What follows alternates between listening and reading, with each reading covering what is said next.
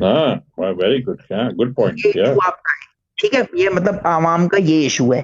جبکہ اللہ جو ہے کہہ رہا ہے میری راہ میں اگر دو گے، خالصتاً میری راہ میں اگر دو گے تو میں اس کو 700 ٹائمز کر کے آپ کو لوٹا دوں گا.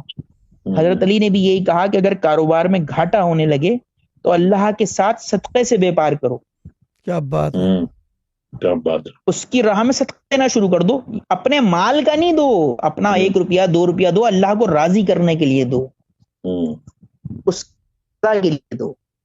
اس میں یہ نہیں کرو کہ اللہ مجھے بخار سے بچا لے، مجھے کووڈ سے بچا لے. یہ تو اپنی جان کا صدقہ دے رہے ہیں.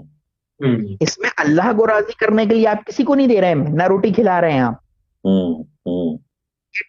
یہ جو بڑا ڈفرینس ہے، ایک میں آپ کی ذات ہے اور ایک میں آپ کی ذات کی نفی ہے.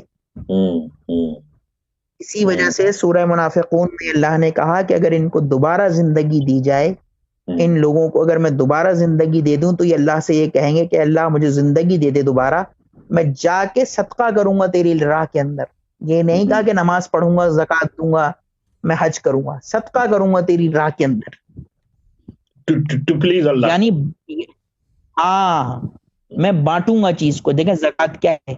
زکوٰۃ جو آپ دے رہے ہیں پیسے کا میل ہے نا. ابھی جو سیدوں کے لیے بات آئی، سیدوں کی بات آئی، ابھی بات آ جائے گی. سیدوں پر صدقہ حرام ہے.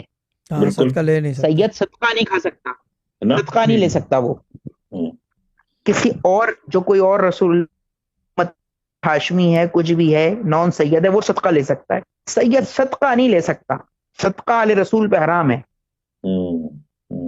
تو یہ امپورٹنس ہے ان کی. اور دوسری بات یہ کہ اللہ کی راہ میں جب آپ کھانا کھلاتے ہیں، جو آپ نے بات کی کہ بھائی ہندوؤں میں وہ کھانا کھلاتے ہیں، رسول اللہ سے بھی کسی نے پوچھا کہ سب سے بڑا ثواب کیا ہے، تو رسول اللہ نے کہا سلام کرنا.